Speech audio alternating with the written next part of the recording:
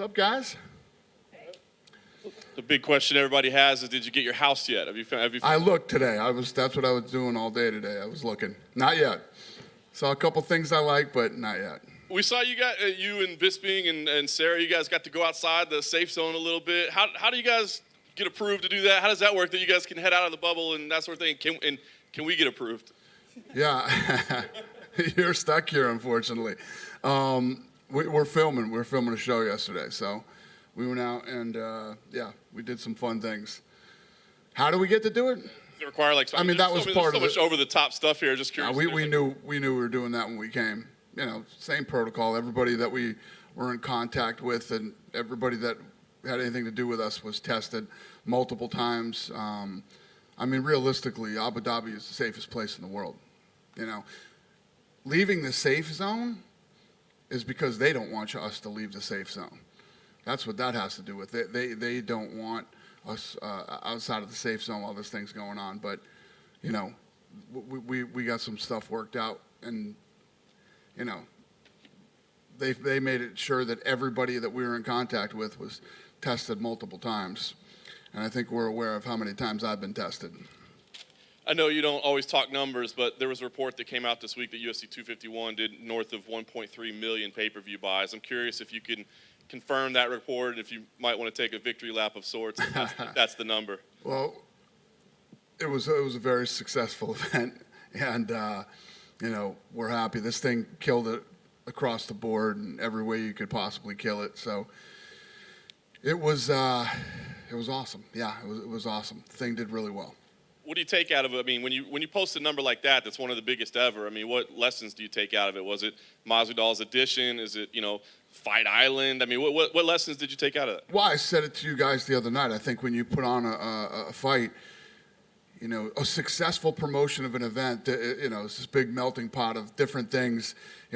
Fight Island was a massive star in this thing. Masvidal was a massive star. Obviously, Usman,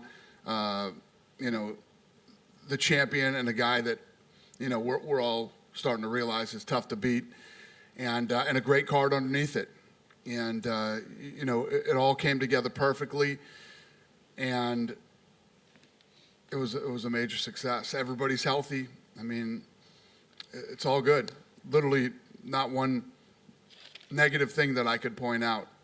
As I've been talking to people, especially here from Abu Dhabi that were involved in the event, I've had meetings since the fight, and they're like, well, what could we do better next time? I'm like, I wish I could tell you something negative. I wish I could tell you something that didn't go perfect and that wasn't perfect.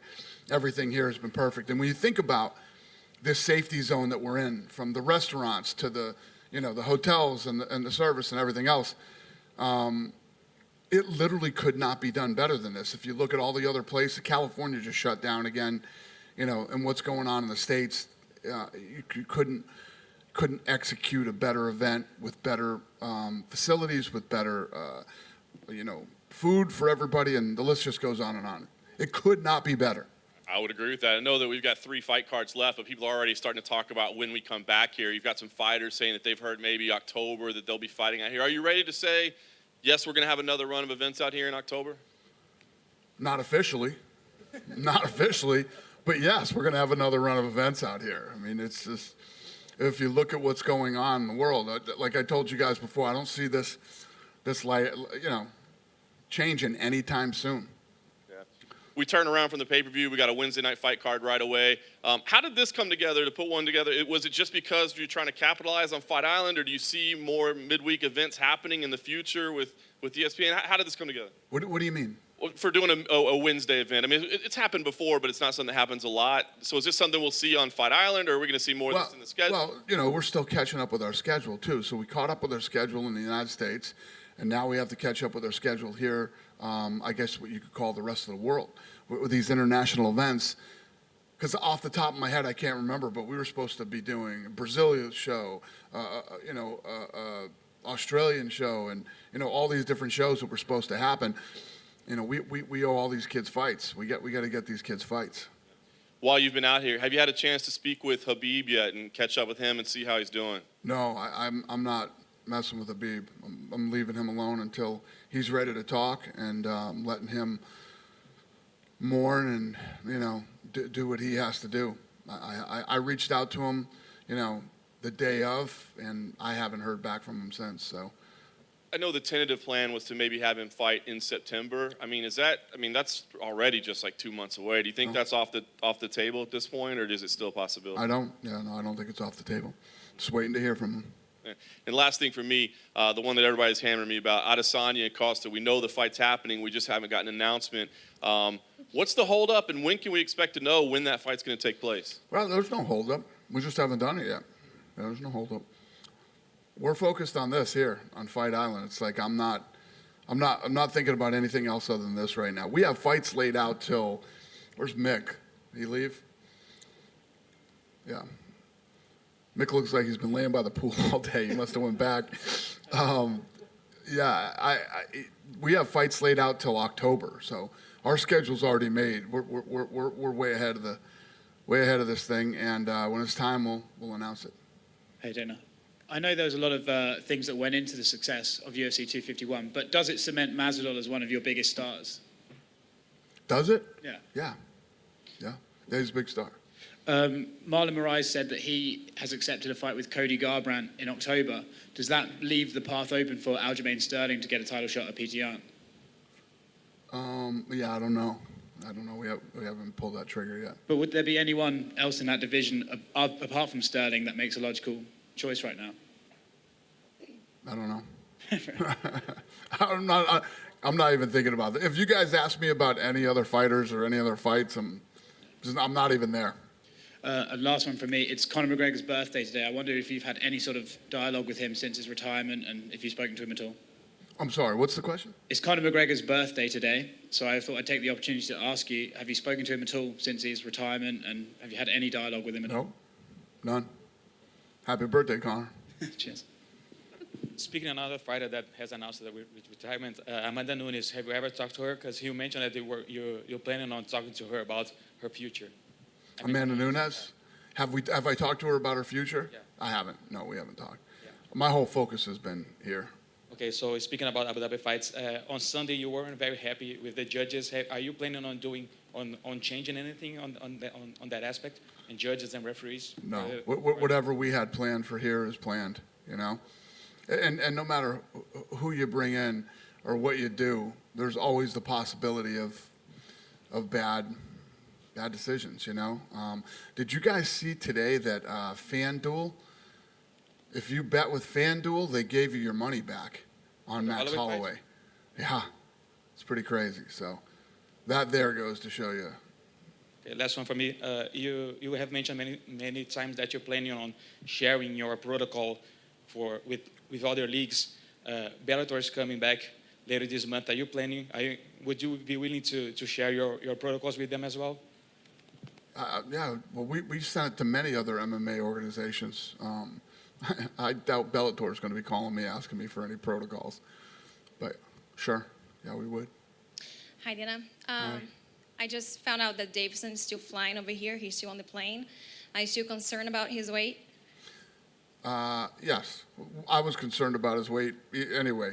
So Because he's not going to have a lot of time. yeah, we're always concerned about his weight. Also, Jessica Andrade, she's still here, and she said that she might sub if some fighter maybe doesn't make weight or something happens. Are you concerned about the female fighters? What's that Jessica question? Andrade, she said that she might. Yeah, Jessica. Yeah. She hit me up and said, I'm already training again and ready to go. She's a little beast. Am I concerned about? No, I'm not concerned about somebody, and we need her for backup, but that's just her mentality, and that's just what a little badass she is. Yeah, she hit me up too and said, I'm ready to fight again if you need me. Last one for me. Nevada shut down. California shut down today again. Are you concerned about the Vegas shows? Because Yes. You are? Okay. Yes. Yeah. Is there a backup plan for that? Thinking about it now. I mean, my backup plan would be Fight Island. We might be living here. Is it doable to do all those events here, the August ones? Is Is it possible to bring those events here next month? anything is possible. If Nevada shuts down and doesn't allow us to do fights in Nevada, yeah, I'm going to be spending a lot of time in Abu Dhabi. I can't hear when you have the mic. Would you push back a little bit? I mean, if Nevada shuts down, if the athletic commission doesn't allow it on the Apex, would you have to push back maybe some weekends? I hope not. I hope not. No, I mean, listen, we've proved that we can do these things in Nevada or anywhere safely. So hopefully we get to keep doing what we do in Nevada, and we can keep coming to Abu Dhabi for international fights.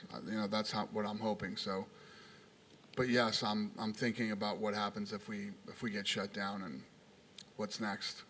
Dana, just one more. This year you've spent so much money on all the COVID tests and all the protocols you've had to do, but you've also been the only sport able to go.